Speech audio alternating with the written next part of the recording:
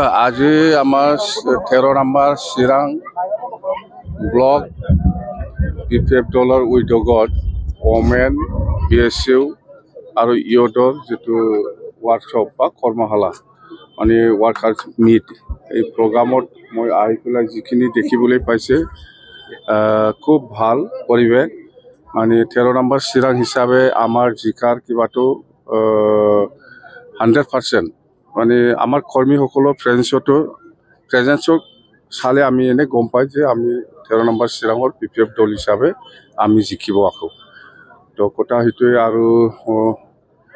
ভাল প্ৰগ্ৰাম হৈছে এনেকুৱা প্ৰগ্ৰাম সব সমষ্টিত হৈ আছে আমাৰ ইয়দৰ বা BSU আৰু ওমেনে লিড লৈ আছে এইটো চেন্ট্ৰেল কমিটিৰ পৰা ভাল প্ৰগ্ৰাম অহাকালিও নিশ্চয় আছে মুঠতে 2025 ছেপ্টেম্বৰ মাহত যেটো নিৰ্বাচন হ'ব এই নিৰ্বাচনত 13 নম্বৰ চিৰাং হিচাপে আমি জিকিম আৰু বিপিএফ দল হিচাপে গোটেই শ্ৰীৰামপুৰৰ পৰা আৰম্ভ কৰি ফাৰ্ষ্ট চেৰপাং মাছবাদ লৈকে আমাৰ দলৰ পজিশন 1 নম্বৰত আছে মুঠতে আমি আজিৰ দিনত 25টা দলত নাপায় 25টা মিনিমাম হলে 25টা আমি ইয়াত বেছিও হ'ব পাৰে কিন্তু 25টা দলত আমি নাপায় সৰকাৰ হোৱাটো কাটাং আৰু আজিৰ দিনত প্ৰমোদ বড়োৰ ডাঙৰীয়াই যিবিলাক স্লোগান দিয়া আছে আমাৰ BTC বাকি ৰাজ্যৰ বহুত কাম কৰাৰ যিটো স্লোগান দিয়া আছে বা মিছন ভিজন দেখা আছে এইবিলাক টোটালি পইলাৰ কি মিছা কথা কয় আৰু তাৰ যিটো কাম কৰাৰ যিটো আয়ু BTC শিৱৰ যিটো কমতা এই শিৱৰ কমতাটো 31 মাৰ্চত শেষ হ'ব এই একো ফাইল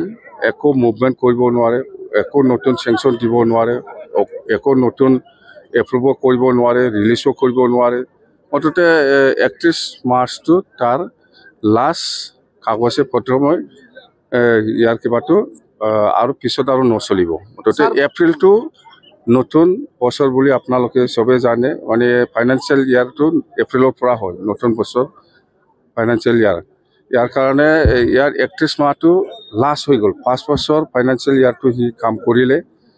6 বছৰটো কেতিয়াও নাপায় আপোনালোকে জানে মুঠতে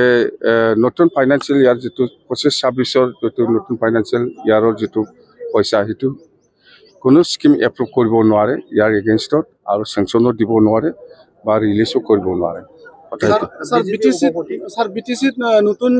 আঞ্চলিক দল গঠন হওয়াৰ প্ৰস্তাব চলি আছে নাই ইয়াৰ আমাৰ BTC কোন BTC হয় না অসমৰ হয় না ইণ্ডিয়াৰ হয় আমাৰ ক'ব লগা একো নাই এটো সবৰে কিবা আছে কি বুলি কয় এটো অধিকাৰ আছে নতুন ৰাজনৈতিক দল খোলা সবৰে অধিকাৰ আছে খুলিব আমিও শুনি আছো বিপিএফ দলৰ কোনো ক্ষতি নহয় বিপিএফ দলৰ কোনো ক্ষতি নহয় বিপিএফ হিচাপে আছে বিপিএফ কৰ্মী হিচাপেও আছে বা ৰাইজ হিচাপেও আমাৰ লগত যিখিনি আছে এটো কোনো ক্ষতি নহয় বিজেপি সভাপতি ইলেকশ্যন কৈছে BTC ইলেকশ্যনত অকলে নিৰ্বাচন কৰিব BTC নিৰ্বাচনটো বিজেপি অকলে খেলিব ঘোষণা কৰিছে দিলীপ শইকীয়া ডাঙৰীয়াই এটো আমাৰ কাৰণে ভাল আৰু বিজেপি আজি যদি BTC অঞ্চলৰ একো প্ৰভাৱ নাই এটো কথাটো নকলে হয় প্ৰভাৱ থকা কাৰণে আজি বিজেপিয়ে BTC নিৰ্বাচনত ভাগ ল'ব ইন্ডিপেন্ডেন্টলি বুলি কৈছে প্ৰভাৱ আছে এই কাৰণে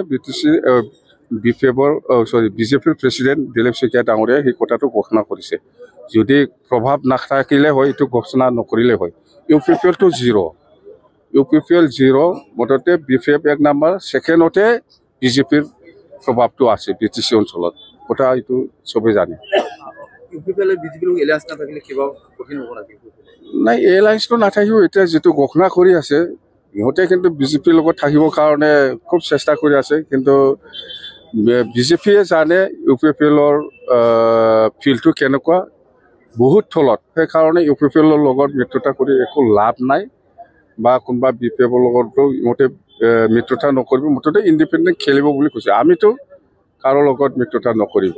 হিৰা হৰণিয়াই আমাক সহায় কৰিব কাৰণে আগবাঢ়ি আহি আছে আমাৰ ক'ব লগা একো নাই কোনোবা দলে যদি আমাক সহায় কৰিবলৈ আগবাঢ়িছে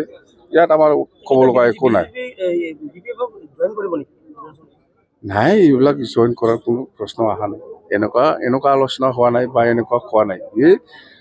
GSPৰ পৰা BPFক ছাপৰ্ট কৰিম বুলি ঘোষণা কৰি আছে, কিন্তু আমাৰ লগত এনেকুৱা আলোচনা হোৱা নাই।